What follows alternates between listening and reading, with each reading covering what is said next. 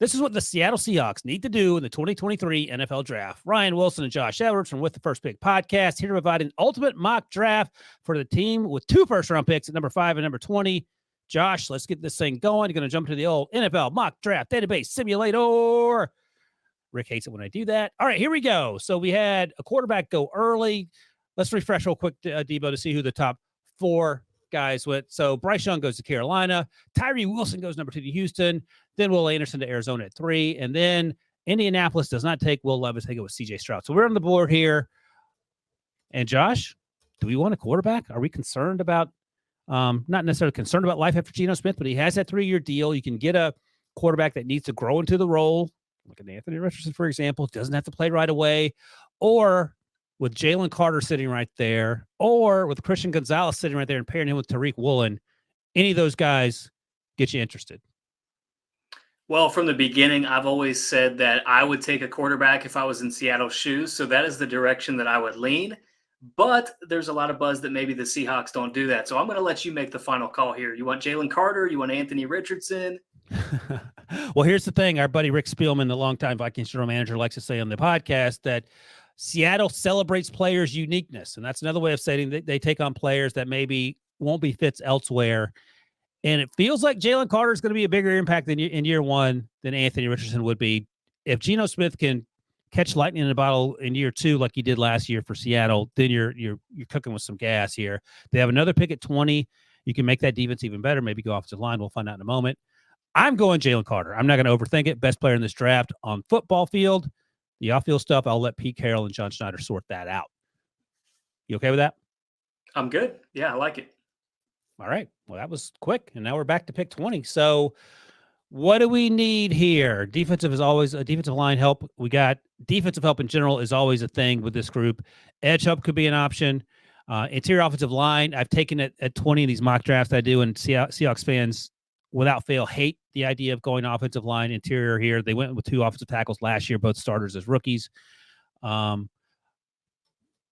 Wait, Bijan's still there at 20? Would we do a Bijan, Ken Walker, the 3rd pairing, or is that too silly? That's probably a little bit too rich as much as I love Bijan. I loved Kenneth Walker last year too, so we're talking about Carroll my likes top to run the ball, backs. Josh. He does love to run the ball. You're absolutely right. All right, he's not buying that one, Debo. Scroll up again, Debo, or are we at the top? Is Quentin Johnson the first one? So we got Bijan, then Quentin. Okay. Quentin Johnson, Jordan Addison, the 2 wide receivers. Brian Branch catches my eye here as a possibility. Nickel safety. Brian Branch do anything for you? Oh, I love Brian Branch, the player, but what about Zay Flowers? You're not going to give your guy any love there to possibly take over for Tyler Lockett, line up alongside DK Metcalf? Here's the thing. We have picked 37 as well. Good point. So maybe we circle back on the wide receivers, even though this wide receiver class isn't deep. Debo, hit the edge button. Let's see what we got at edge. Will McDonald, he is long. He is athletic. You have to line him up wide 9, maybe 7 technique and let him do his damage there. Tommy Adebawore feels like an upgrade over LJ Collier. We saw that unfold before without much success. BJ Ojolari, maybe a little too rich here. All right, Josh, I made the first pick. You're making this pick. Which direction are we going? Well, I like your thought about waiting on the wide receiver. So let's go with Brian Branch because I think the drop-off at safety is much steeper once you get beyond Branch. Yeah, I love it. Jalen Carter, Brian Branch to start a draft. That's an absolute home run. So now you have Tariq Woolen, because they're Nick right now. Their nickelback is Julian Love. So you have Tariq Woolen playing on the outside. You have Mike Jackson on the other outside. Now you have Brian Branch and Jalen Carter. So here we go. Pick 37. We still have Jalen Hyatt. So these are the wide receivers. Josh Downs, Cedric Tillman, a little too rich for me there. Keep scrolling, Debo. Let's see if there's anyone that maybe slipped through the cracks here. I'm going to take him Rashid. I love Marvin Mims, but not this high. All right, what do you think? Josh, here. So we have Darnell Washington. We don't necessarily need a tight end. We have Noah Fant, Will Dissly, Colby Parkinson got some run last year too. Drew Sanders. Oh boy. Yeah, boy. So they have Bobby Wagner. They re-upped him. They got perennial or soon-to-be Hall of Famer Devin Bush from the Steelers on a 1-year deal. Does that Drew Sanders? Do we get 3 straight defensive guys? I mean, looking at the options available, I think that's probably the direction that I would lean. I didn't necessarily think it was going to play out this way, but as we sit here and the way that it's fallen, that might be the direction I go. This defense stunk last year for the most part. Tariq Woolen was a lone bright spot. The front seven was especially problematic. I think this is a step in the right direction. Let's do it. Drew Sanders at 37. Next up is pick 52. Let's see where we are in the wide receiver front. We'll start there, Debo. Josh Downs is still there. Cedric Tillman's still there. Cedric Tillman is more, he's not DK Metcalf, but he's a bigger wide receiver. He doesn't have that explosiveness. Josh Downs isn't Tyler Lockett, but he's going to be in that same bucket. Keep scrolling past Rashee Rice. I'm not huge on Rashee, others, including Josh may feel differently. Marvin Mims. Do you like Marvin Mims more than Josh Downs? Because I think I do. It's close for me. I think Marvin Mims has a little bit more of that Tyler Lockett ability where he can play inside out. I probably like Josh Downs a little bit more as a player, but he's a little bit more role specific. So it's just kind of what you're looking for at that position. I personally would probably lean towards Downs here as much as I've been kind of hyping up Marvin Mims through the process. Let me throw one more name in the conversation. Tyler Scott out of Cincinnati. His name is Tyler. It is, and you're tugging at my heartstrings here because those are three guys that I really like in this class. But at the end of the day, I'm still probably leaning towards Downs. All right, Josh Downs it is. We're taking him at 52. Maybe a little high, but we don't want there to be a run on wide receivers and we're on the outside looking in. And he doesn't have to do the heavy lifting right away with Tyler Lockett still under contract. Next up, we're at pick 80, I believe, 83. All right, so what's best available? Oh, my gosh. Devin A-Chain's there. Trevon Dexter's there.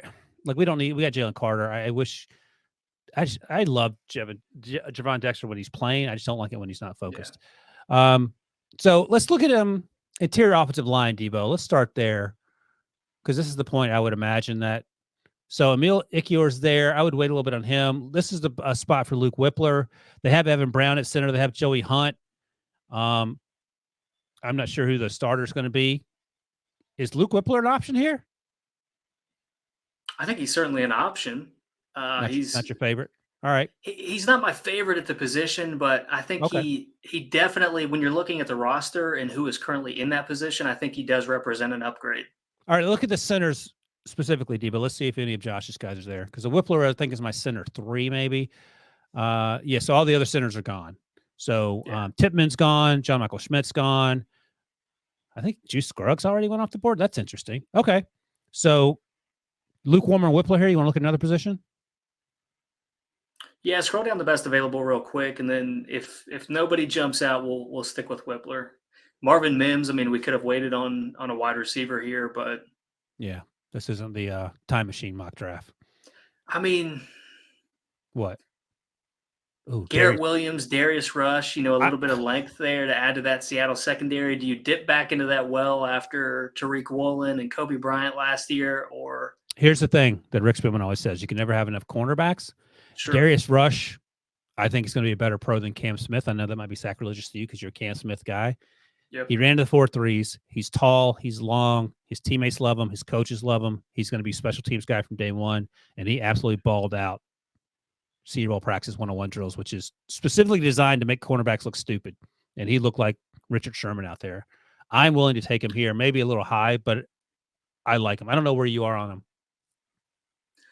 Yeah, it's a little rich for me, but as you're sitting here describing tall, long, I mean, which team does that sound like a perfect fit at cornerback? I mean, it sounds like a Seattle cornerback all day long. So I'm a personal believer in adding depth to the cornerback room. So if you're good with it, let's take Darius Rush. Let's do it. So Tariq Woolen, as I mentioned, behind him, Isaiah Dunn, and then the other side, Mike Jackson and Trey Brown. So they actually don't have a ton of depth. They have Tariq Woolen sort of gets all the attention because of the interceptions, but there is room on that roster in that cornerbacks room for another player. This is what pick is this, Debo? Pick 123. All right, here we go. Round 4. All right, you lead the charge because I strong-armed you into that Darius Rush pick here.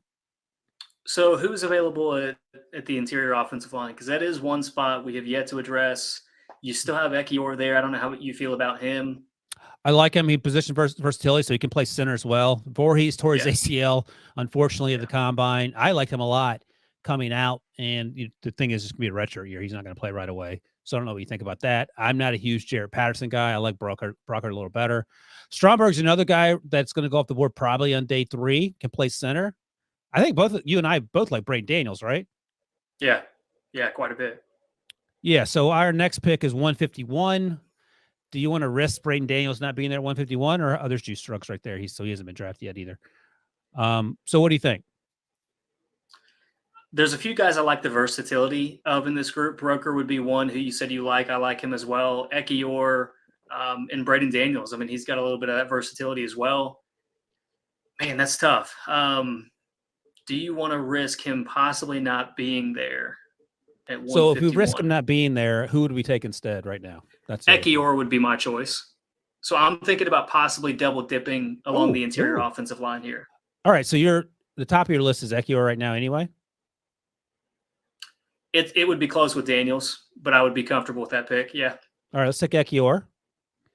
And let's stay right there, Debo, and see with the pick 151 if Daniels is still there and no one else we love, we'll make magic happen.